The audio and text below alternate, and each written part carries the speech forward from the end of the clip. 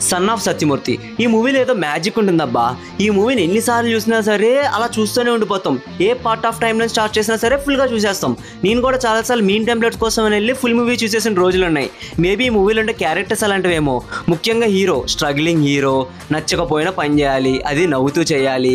కొంచెం తింగరదానిలో ఉండే సరే మనల్ని బాగా అర్థం చేసుకునే ఒక అమ్మాయి, లైఫ్లో ఎవరున్నా లేకపోయినా సరే నాకు నా కొడుకు ఉన్నాడు అనుకునే ఒక అమ్మ, ఎప్పుడు క్వశ్చన్ చేయని ఒక వదిన, అలానే ఎప్పుడైనా స్ట్రెస్ రిలీఫ్ అయితే వెంటనే కామ్ అవడానికి ఇంట్లో ఒక చిన్న పిల్ల, అలానే మనం ఎప్పుడైనా బయటికి వెళ్తే మనం తక్కువ చేయాలి అని చూసే ఆ జనాలు, మనకన్నా డబ్బుకే వాల్యూ ఇచ్చే ఆ ఆపర్చునిస్టులు, మన వాల్యూస్ అంటే అవతలకి ఎప్పుడు చులకనే అని చూపించే ఆ పర్స్పెక్టివ్లు, ఇవన్నీ కాకుండా మనం చేసిన సహాయం ఎక్కడికి పోతే తిరిగి ఇంకొక సహాయం రూపంలో వస్తుందని చూపించే ఆ జీవితం, నమ్ముకున్నది ఎప్పుడు నట్టంటే ముంచదు అని చూపించే ఆశా జ్యోతి క్లైమాక్స్, ఇవన్నీ దాటి బ్రహ్మి గారి కామెడీ అండ్ ఇంకా బ్యూటిఫుల్ సాంగ్స్. స్టిల్ ఇంకా శీతాకాలం సాంగ్ వైబ్ అవుతుంది తెలుసా నేను. శీతాకాలం సూర్యుల్లాగా కొంచెం కొంచెం చూస్తావే అండ్ ఆ ఎమోషనల్ బీజం ఉంటుంది చూసారు, క్లైమాక్స్ లో ఆర్ఆర్ వస్తుంది.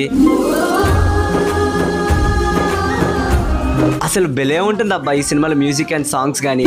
Thanks DSP, you have done a brilliant job. And finally thank you Trivikram garu, you have given a wonderful film. మీ ఫిల్మోగ్రఫీలో ఈ మూవీకి రావాల్సినంత అప్రిసియేషన్ రాలేదనేది నా ఒపీనియన్. సో ఈ రీల్ అనేది ఒక చిన్న ట్రిబ్యూట్ అంతే ఆ మూవీకి.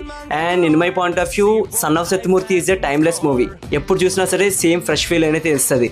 అని మీరు అనుకోవచ్చు ఈ మూవీలో ఏముందని ఇంత లేపేస్తున్నామని. నిజమే, ఏం లేదు, కానీ ఏదో ఉంది, అది ఈ మూవీని ఇంతలాగా హుక్ అయ్యేలా చేస్తుంది. I think I have to revisit again. So bye bye. And వెళ్ళే ముందు ఫాలో కొట్టడం మర్చిపోద్దు.